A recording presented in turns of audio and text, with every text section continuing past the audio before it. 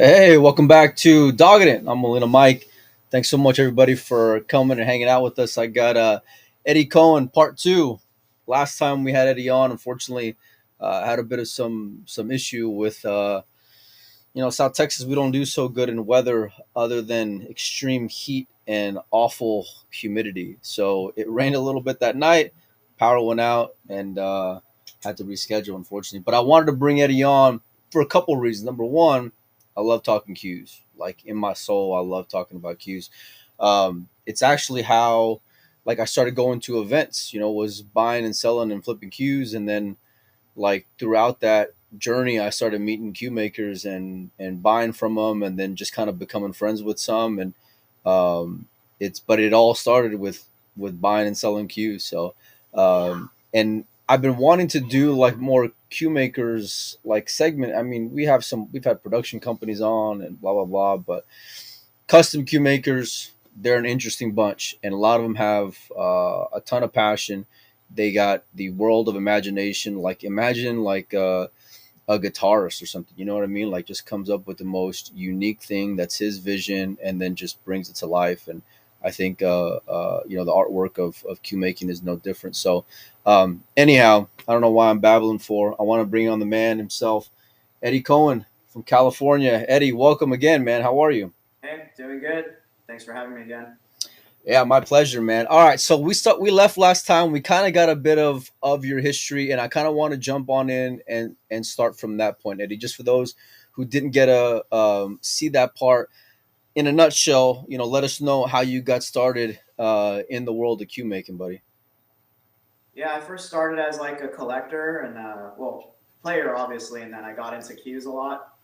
So it was more like an obsession. Yeah.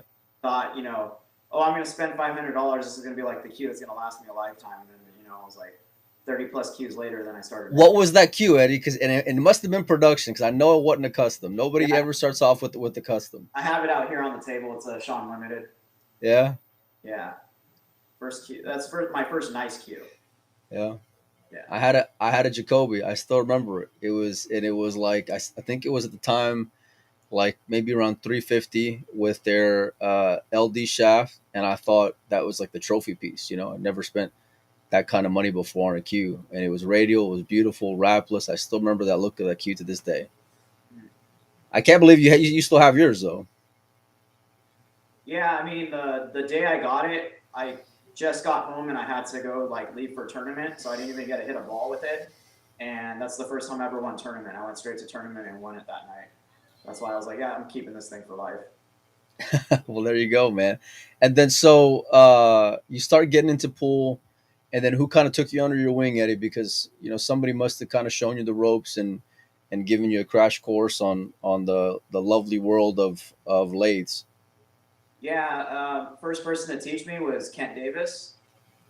Nice, I man. met him at a tournament at Hollywood Billiards, and then I ran into him again over at a place called Danny K's. And then he had invited me to check out his shop, and I ended up ordering a cue from him, and then he was inviting me over more often, kind of getting me more involved in the process, and that's kind of how it all started. Did you just have like a natural fascination, or was it something that like had to grow on you? Um, no, I naturally had that fascination. I guess the idea of making cues or actually doing it had to grow on me. Yeah. Did you ever think like, because I mean now here we are, you got two awards behind you, which we'll get to in just a minute, but did you ever think like this is where I would eventually want to be at, let alone even getting there? Honestly, no, I never really thought it was going to lead to this.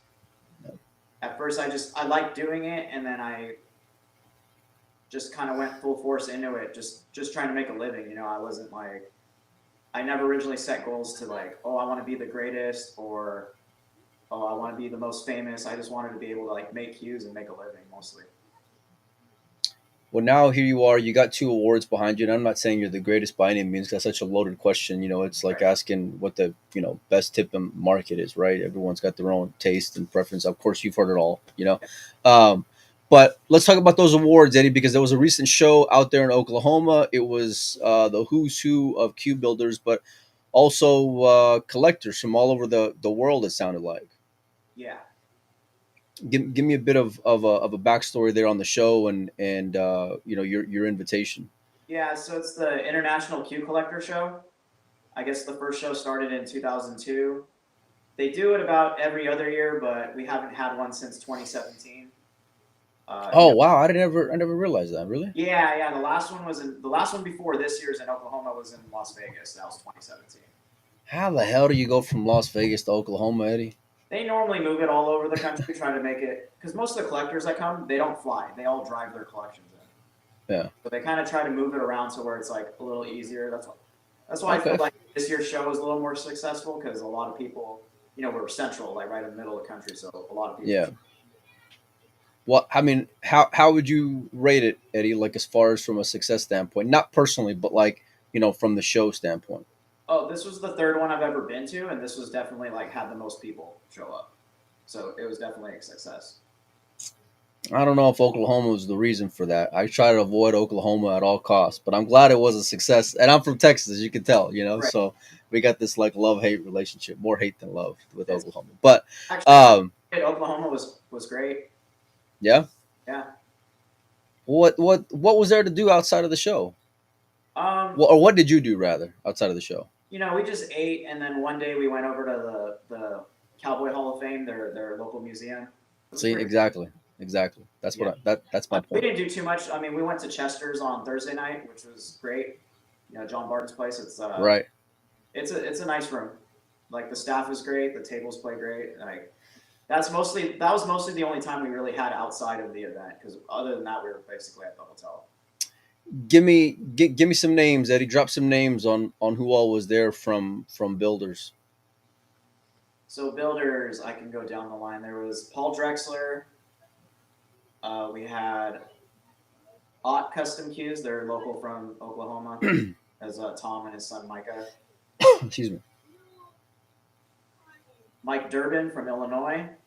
Love his cues. Makes Yeah, great yeah, he cues. makes a lot of nice cues. And Marcus Dientz from Arthur Q from Germany. That's nuts, man. And we also had Jerry McWhorter, Richard Black, Shelby Williams, Larry Vigas, and then also Exceed Cues was there. The son of the owner, Takaya, he showed up to represent Exceed. Pretty esteemed company there, Eddie. That you're in. Being on that list of guys is Oh, I pretty sweet. forgot Bob Owen. Bob Ah, of course. and Doug Beasley. So I think out of that list, I love Doug's work. By the way, Doug's got he got some real premium woods. Love his ring work.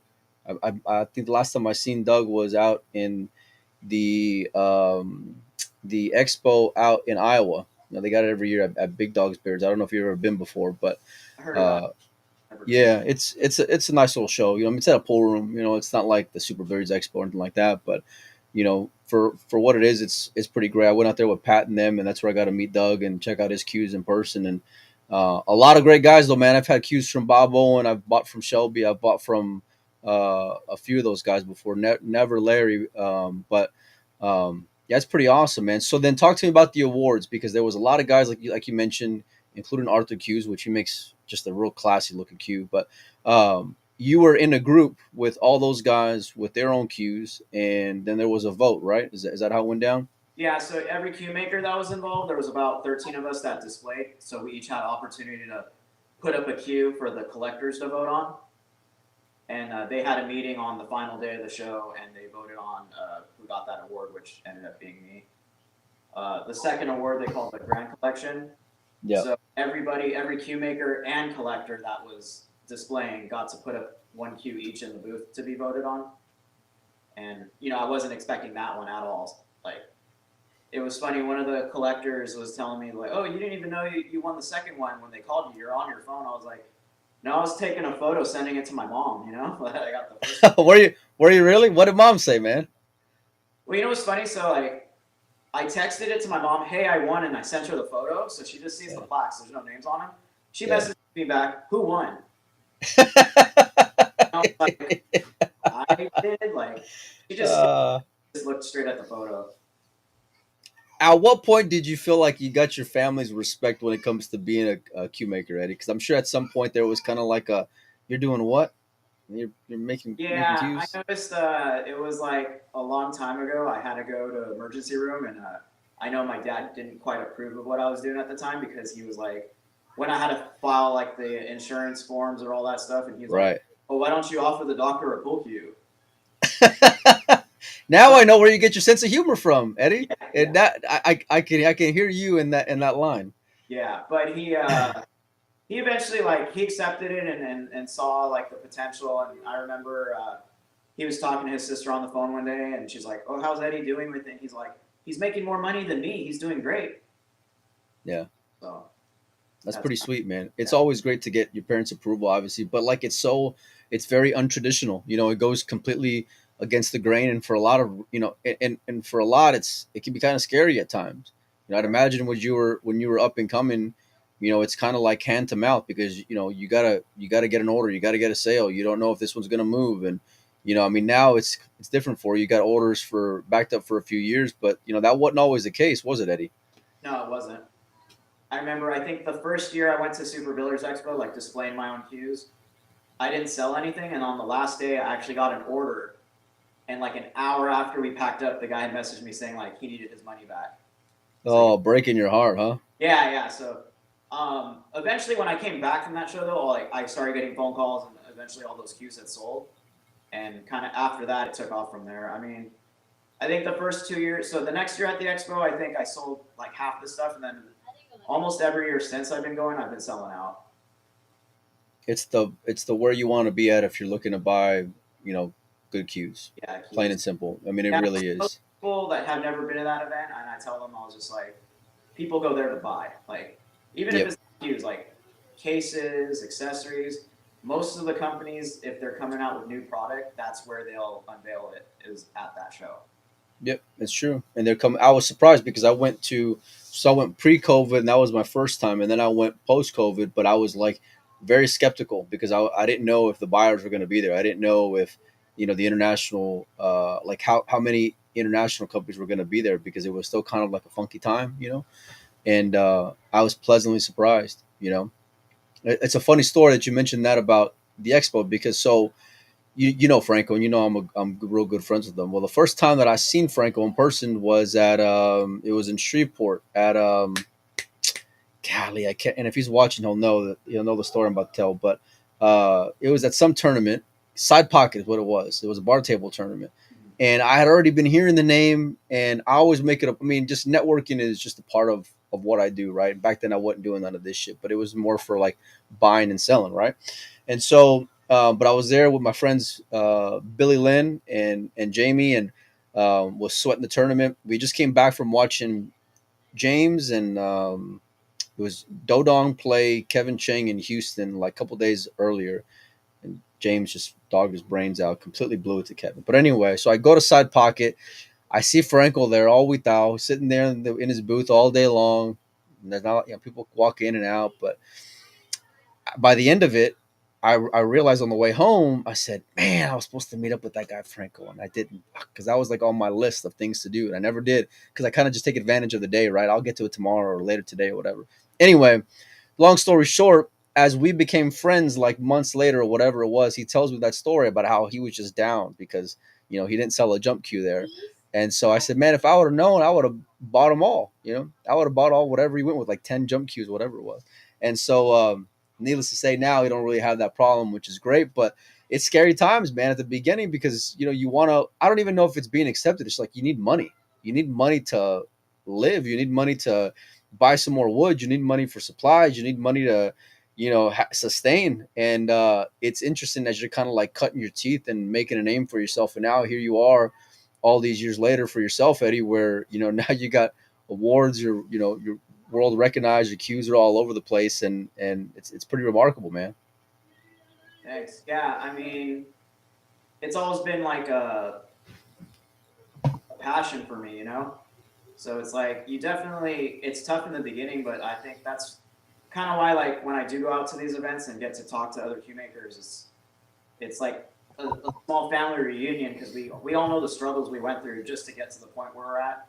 Yeah, and it's like an untold appreciation with each other. Like we know Oh, each other has been I through, and we all respect each other. nobody nobody can walk in your shoes except for you guys. It's like it's without a doubt a fraternity with all you guys. I see it every year whenever I've gone to the expo. Anytime there's a handful of you guys around, you all speak the same language. You all know the highs and the lows and the pain in the ass customer stories because everybody has one. Yeah, And but you're right, man. I love that part of it though because I love just from someone who just admires things. I love seeing that part and that camaraderie and friendship. And I mean, having talked with Pat for so many times, I've been over at his place and just hearing stories with him driving around and just what it means to him. And there's like, it's an art form, but it's like there's guys that are in the twilight of it and guys who are just barely starting out, man. So it's pretty interesting to see. Give me some guys that you respect, Eddie. That you've been doing for a little bit that are kind of like up and coming, who you really admire their work and are a fan of.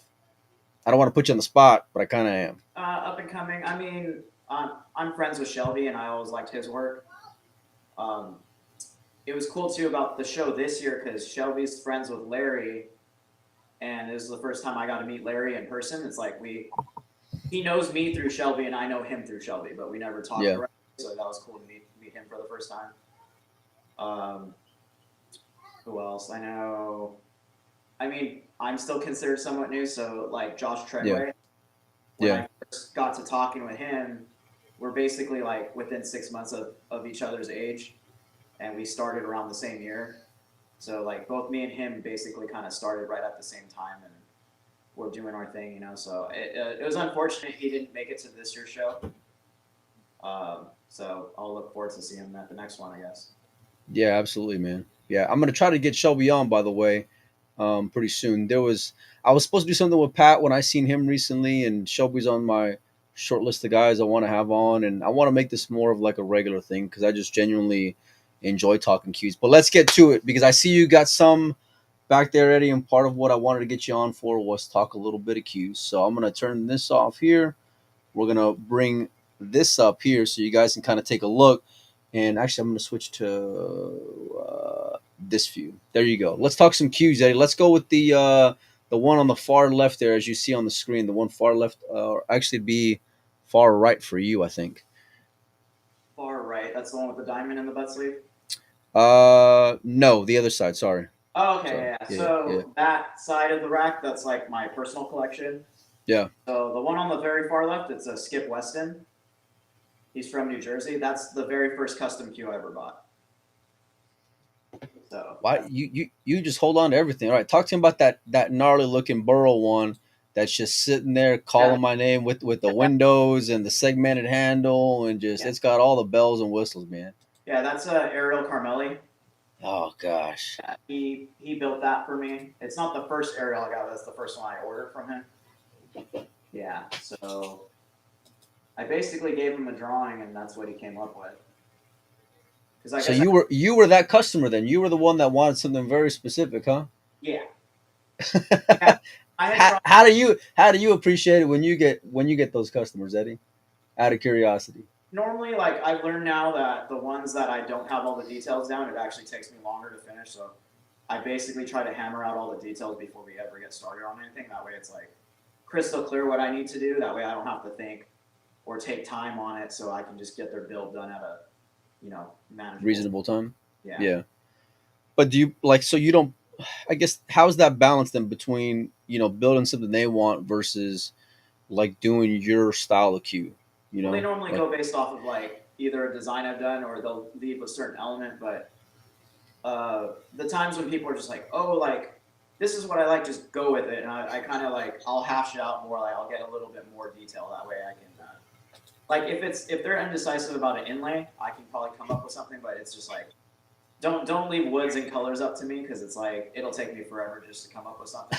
I'll try to knock it down with them. Like I sometimes with people, I'll just tell them, well, what don't you like? Like they might not like yellow or red. And I'm like, okay, I know not to I step. like that better, yeah, because then you get an idea of what to stay away from. Yeah, Yeah. Well, let's talk that Carmeli because what kind of wood is that in the handle there? It looks like it's it's the same wood Ambonia that's in the Burl. windows. It's Ambonia Burl. So are the Beautiful, man. windows and the points, and the That's rest. so sick. Yeah. So Let me like, see if I can show you guys the I think you have another photo of it. yeah, right here. So you guys, as the screen as you're looking on, it's the second one from the left is the one. So the same wood that's in the handle is up there in the points. Looks like it's got some high low ebony nose. Yeah, it's Um, short points with Amboina long points. Beautiful, Eddie. Beautiful. How long have you had it for? Mm, he made that right before right before I graduated college. So that was like 2007, 2008. Oh man, so it's like man, I feel old now. It's been like 15 years. Seems like it was just yesterday. Let's talk that one to the right of that one, third one on the screen as you Yeah, guys are seeing here, because that one's got a real beautiful inlay there by those bridge points. yeah, that's Bob Manzino. Man, that's sick, Eddie. That, Matching. that's the newest cue I got, and actually surprisingly, a good customer of mine. He asked me one day. He came to visit the shop. He's like, "Do you still collect cues?" And I was like, "Well, yes, but I haven't really gotten any because I'm busy working on cues." And then he was just like, "Here, I want to give you this." And I was like, "You serious?" He's like, "Yeah." He's like, "Oh, I have another cue if you're interested in that." And I was like, "Nah, like, I love that one. It's like amazing looking, you know." So He just gifted it to you. yeah, Boy, man, we need friends like that in our lives, don't we, Eddie? Look at that butt, Steve. It looks like it's what is that? Is that elephant or is that some kind of like shark on the wrap? let's see. It is. I think it's an embossed elephant. I don't think it's real. Yeah, It could be real elephant. yeah. Maybe I can kind of get that vibe from it too. What about that butt sleeve, Eddie? Because that's got a lot going on down there. Yeah, actually, I'm gonna pull it out so you can see on my camera also. So So we're talking third one from the left, you guys. If you guys are looking at the screen here, the look light at kind that. of, but the butt cap is also the same red ambonia that's in the windows and in the point. Oh So is man, the joint has red ambonia, bro. This is like almost wine red. It's pretty rare wood. it's those little touches, Eddie, that just really bring a cue home. I feel like Yeah. it's kind of like having good finishes on something. You just those little things just kind of all come together, and then as you look at it, over time you can still appreciate those little nuances of a cue, Mhm. without a doubt. What about that one to the right of that one, Eddie? Yeah, that's a Tad cue. That's the I custom ordered that, and then I got that one also right when I graduated college. So that's a pretty special one to me. I First time I ever saw a catalog with cues in it, all I liked were the Tad cues. So that was always kind of like a dream of mine to own like a fancier one. Yeah, My first custom cue I really uh, played with for the longest. That wasn't one of mine. Was a Tad cue. I had a plain Tad cue, and the funny story about that, kind of how we got connected. That's how I met Oscar Dominguez. really. Yeah, so we both used to play the first Sunday tournaments at Hard Times. I think we were both like 19 years old, 19 or almost 20 years old. And he came up to me because he saw I was playing with the Tad cue. He's like, "Oh, I play with the Tad." He's like, "We're friends with them." And then me and him became friends ever since. Small world, man. And now Yeah. you guys still know each other all these years later. How did you go from like whenever you started building, Eddie? Did you were you want to take like more inspiration from these guys who were before you, like a Tad, where they're more traditional, or were you kind of like I want to just take that and infuse it with my own style and put my own spin on it? Yeah, I'm definitely inspired by like the old school makers because I guess like the kind of most of the looks I do are more lean towards traditional, Yeah, but able to put my own twist on it. I guess that's why I look up to Tad a lot because definitely in his designs it's like most of his designs revolve around notch diamonds, but he's always laid them out much differently than most cue makers without it making it look like it still works. You know what I mean? right. No, absolutely. I get it. I Goes get it for outside sure. the norm, but it's still within that traditional tolerance. Looks like that purple heart nose Q is a Tad as well. Yeah, that's the last one they made me. It's got some. It's got some age to it, Eddie. You can tell by the white on there. Yeah, so that's actually the last cue I played with before I was using my own cues. So I got a lot of hours in on that one. It's the first 8 point Purple Heart cue they ever made. I don't know how many they've made. I've only seen one other one, but this was the first one they built. It got finished like a year before Tad passed, and I had asked him I wanted another Q, but I wanted something special, and at the time I couldn't afford like an ebony nose one, so I was just like, Right. what other? Because mostly they just use either like ebony or bird's eye. So I was like, is there any other woods you would possibly make a pointed Q out of? And then they said they were willing to do a purple heart, so I went with that. Yeah, Purple Heart's a real unique piece of wood, man. You either love it or you hate it. That's for sure. So these are all those five that are right there to the left on the screen. These are the ones that are your personal, or Yeah, their personal collection. I got you. I got you. Well, let's shift on a little bit to some that you built because it looks like you got this real nice wrap looking cue to the right of that tad there. Talk to me about that one, Eddie. Yeah, that's one I built about 2 years ago. It's ebony on ebony. It's got like blue, white, blue veneers, and then it's got the blue pearlescent ring in the butt sleeve with the diamond. If you went to the other photos, because Oh, let me switch back here. So if you guys are looking, it's the sixth one from the left, right down yeah, here. so it's like I did a notch diamond cutting through the pearlescent rings. It's simple, but it's just really nice. I agree with you, and that wrap just kind of brings it home for me, Eddie. I like dark woods. I like the blue. I love the white. What's that wrap though, man? Because that thing It's looks pretty so it's special. Italian lizard, and my supplier, he gets the full like hides of from the leather suppliers, and he only maybe gets, I don't know, out of every 100 pieces, he maybe gets like 4 or 5 from that cut. So it's kind of like it's a special cut of that Italian lizard. It's a regular leather wrap. So you got to make sure you're putting that on a real premium cue then. Yeah, yeah. Uh, I have a couple pieces. I've only probably put it on about 2 or 3 cues. all right, well, talk to him about this bad boy to the right of that one, Eddie, because that green goblin looking cue is just wicked, man. Yeah, I built that cue for myself about 6 years ago, and it's funny because I brought it to the show, and everybody asked me, "Oh, how much is that one?" And it's I gotta ask, Eddie, what's the number? Everyone's got to have a number. What's the number, Eddie? If you were to sell it, it would start at 55. yeah, Yeah, I don't blame you. yeah. I don't That blame you that one that bit. handle wood, I had 2 pieces. Like the other cue I made out of it, a friend that I started playing pool with ordered a cue for me, so he has the other one. Different design. His is just a hoppy style, but matching handles. How many of those designs do you have there in that butt sleeve, Eddie, that are like what you see on the screen there with the diamonds? I've only done about with the vineyard windows with the diamond pattern. And so, what kind of wood is that in the handler? Sorry, I got my daughter coming in here showing off her Uh, pajamas over here. stabilized maple burl. Beautiful. I'm gonna switch over to the top view so you guys can see the nose of the cue. So you're looking at the seventh one from the left, green bridge veneer, 4 points, Eddie.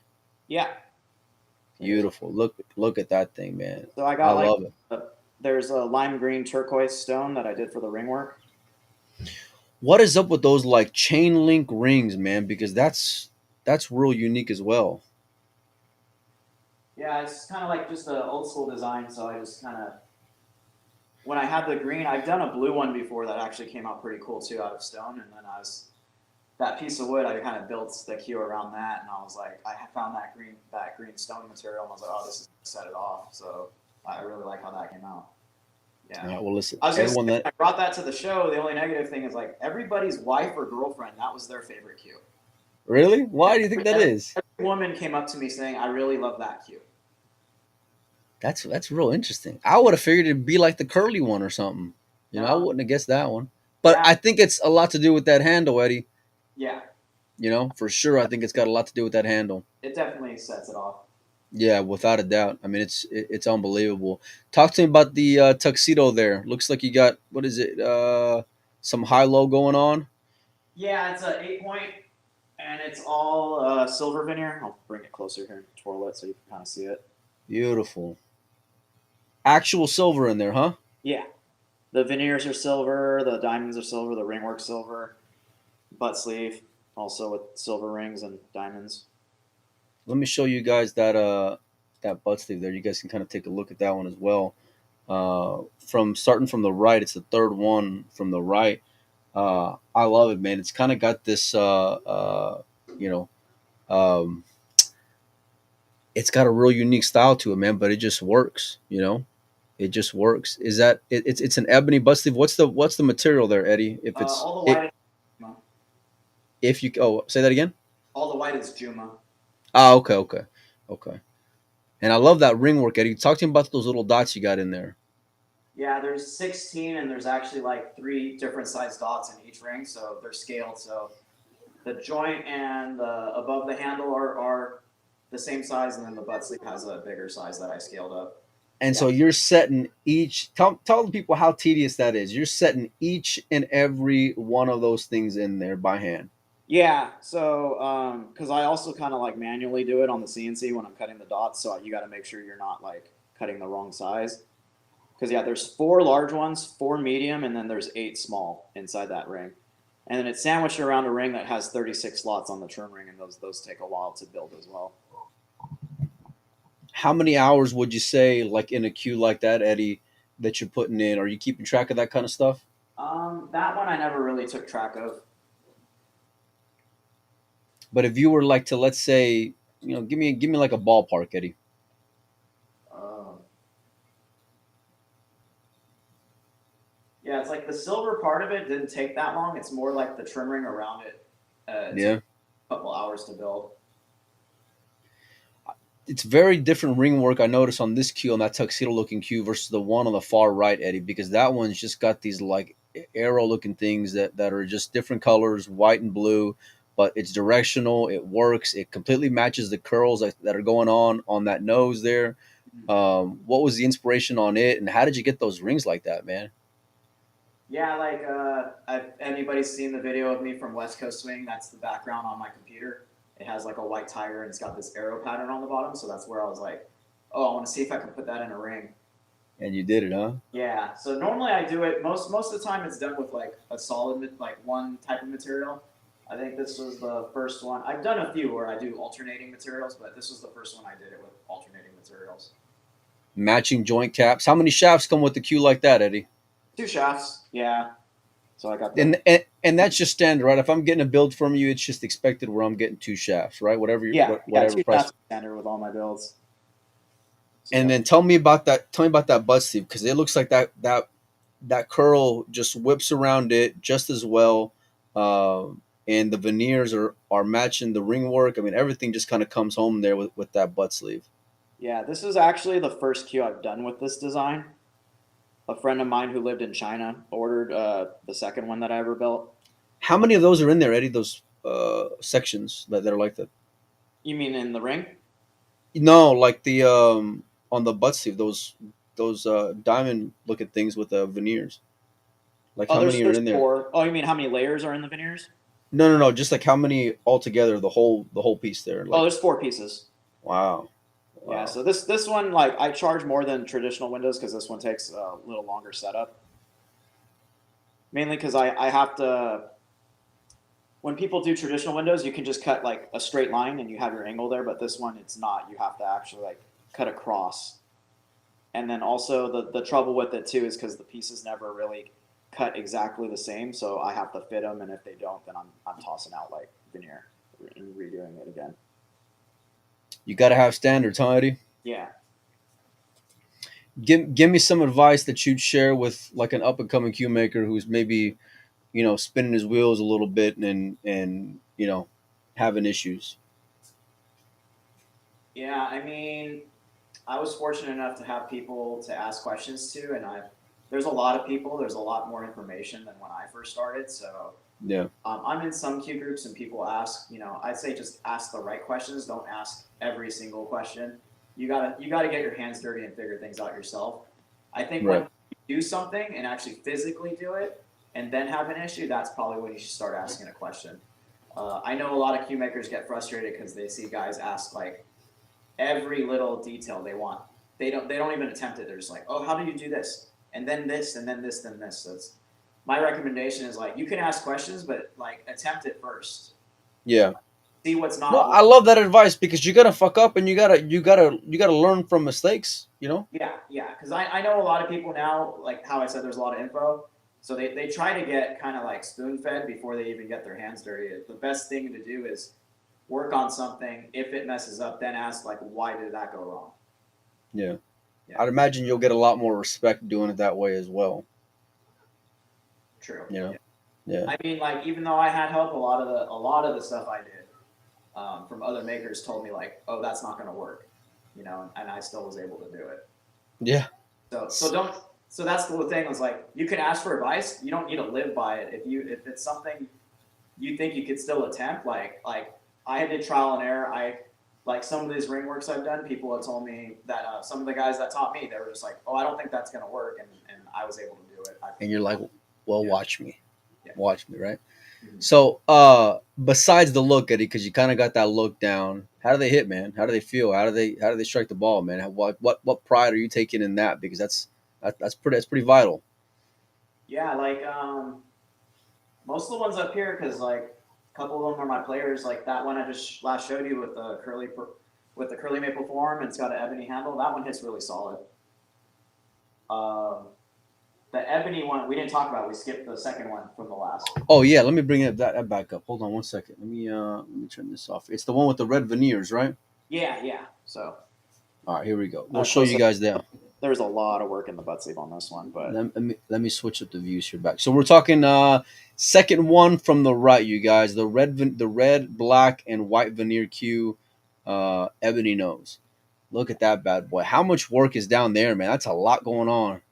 yeah, there is. Let me see, 8 and 16. There's 24 diamonds and about 16 dots, all mother of Man, pearl.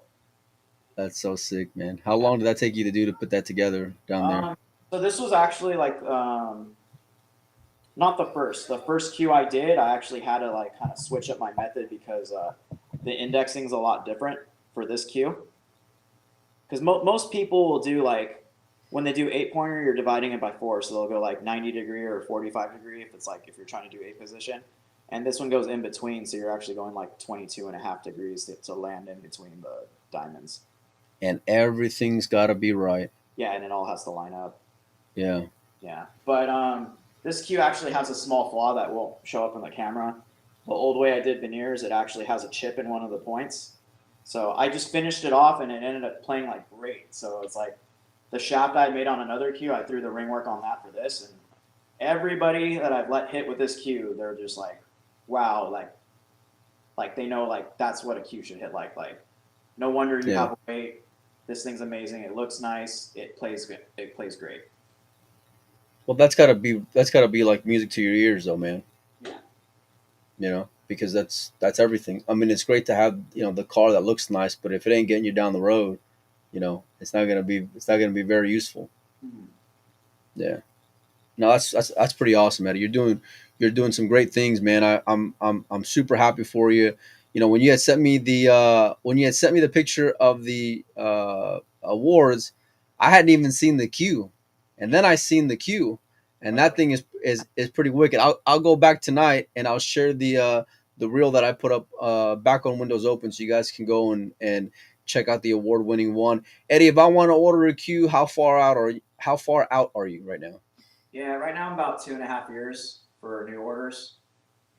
Are you even taking customers right now? Because I know some guys they don't even I want still to. do, yeah. I mean, I really have to see how far it goes. If I don't know if it reached past 3 years, I'd probably like just hold off on orders. But it seems like every time I get caught up, then there's another spike in orders, and then Yeah.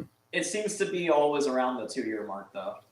Well, explain to people how long a typical build will last. Like, let's say it's my number called. I want one. I want one. Let's say like that curly one. You know, Yeah, what's something? How long is something like that? How far out are you quoting me as far as time? yeah. That would be the same time, the 2.5 years from now. Yeah, Yeah. that's pretty remarkable, man. Eddie, you got a Facebook page, or how can people get a hold of you, man? It's just my personal page, but the best way to reach me, if you're not a friend of mine, which is like other than Facebook, the best way to reach me is my email. It'd be eddie@cohenqs.com. We'll make sure and share that with you guys as well, so you guys can get a hold of Eddie. And we'll also be posting these pictures that you guys see up there.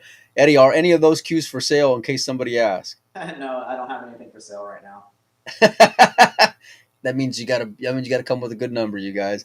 Right. Eddie Cohen, I appreciate you stopping by, man. We look forward to having you on again at some point in the future, man. And from me to you, man, hope to see you soon. All right. Thanks, Mike. See you guys. Thanks, buddy. We'll see you.